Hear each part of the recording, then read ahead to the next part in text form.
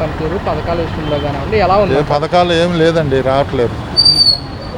పథకాలు అనుకున్నంత ఏమీ సాధించేది ఏమి లేదు. పథకాలు పిల్లల చదువుల గురించి చాలా వెనకబడిపోయారు. వాళ్ళ ఫీజులు కట్టాలంటే తల్లిదండ్రులు చాలా ఇబ్బందులు పడుతున్నారు. జగన్ టైంలో మాత్రం ఫీజు రియంబర్స్మెంట్ ముందు ఇచ్చేవాళ్ళు.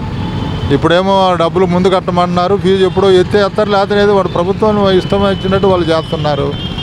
ఒక ప్రభుత్వాన్ని విమర్శించేది కాదు, ఇంకో ప్రభుత్వాన్ని పొగిడేది కాదు. ఇప్పుడు ప్రజా సమస్యలు ఉన్న విషయాలలో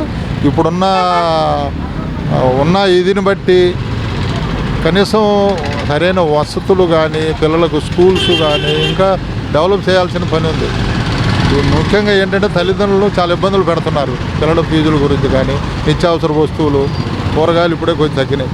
నిత్యావసర వస్తువులు, నూనె కాడ నుంచి సబ్బులు కానీ అన్నీ A to Z అన్నీ బాగా పెరిగిపోయినాయి. ఇప్పుడు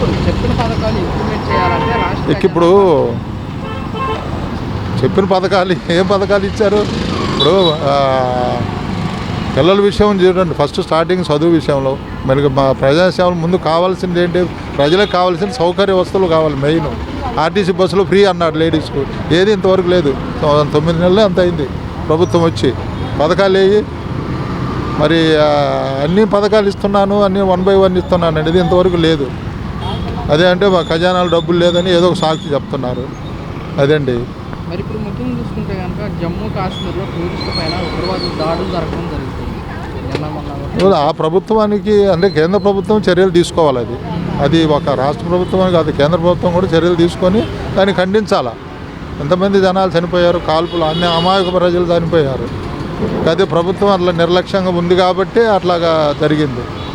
అక్కడికి వెళ్ళిన టూరిస్టు వారిని ఏ మతం అని చెప్పేసి కూడా అడిగి దాడులు చేయడాన్ని ఎంతవరకు కరెక్ట్ అంటారు? అది చాలా దారుణం అండి, అది చాలా దారుణం. కాబట్టి సరైన ప్రజాక్షేమంలో సరైన వస్తువులు కానీ, సరైన ఇది కానీ సెంట్రల్ గవర్నమెంట్ కూడా సరైన వస్తువులు తీసుకోవట్లా. టూరిస్ట్ ఉంది, వాళ్ళకి సరైన వస్తువులు కానీ, సరైన మిగిలిన వస్తువులు అన్ని వస్తువులు కాదు, ఒక ఛార్జెస్ కూడా అన్ని విషయాలలో సెంట్రల్ గవర్నమెంట్ చర్యలు తీసుకోవాలి. వాళ్ళు తీసుకోకపోతే స్టేట్లో వాళ్ళు ఏం చేయలేరు. కాబట్టి గ్యాస్ కూడా ఇప్పుడు పెంచారు, ఈ పథకాలు అన్నారు. ఇంతవరకు పథకాలు ఏం లేవు. అమలైతే ఎవరైనా హ్యాపీగా ఫీల్ అవుతారు. ప్రజలు కూడా నెక్స్ట్ పరిపాలన ఎలా ఉంది ఏంటనేది కూడా నమ్మకంగా చెప్తారు. కొత్తగా పెళ్ళైన వారు హనీమూన్కి చూడడానికి వెళ్ళారు. సో అక్కడ హనీమూన్కి వెళ్ళిన కొత్తగా పెళ్ళైన జంటలు కూడా భర్తని చంపేయడం కూడా జరిగింది. హనీమూన్కి వెళ్ళిన వాళ్ళు అంటే అక్కడ సరైన వస్తువులు లేవండి. నేను అదే చెప్తున్నాను కదా, హనీమూన్కి వెళ్తారు, కొత్తగా పెళ్ళి డబ్బులు లక్షల్లో ఖర్చు పెట్టుకొని వెళ్తారు. మన ఆంధ్రాలో అంటే డబ్బు ఉన్నోళ్ళు లేరు, మిగిలిన అదర్ స్టేట్స్లో డబ్బు ఉన్నోడు ఉన్నాడు, వెళ్తారు. అక్కడ సరైన వస్తువులు లేవు, డబ్బు మాత్రం బాగా గుంజుతున్నారు కానీ సరైన వస్తువులు లేవు. ప్రజా సంక్షేమంలో వస్తువులు ఉంటేనే ఏదైనా బాగుపడుతుంది గవర్నమెంట్.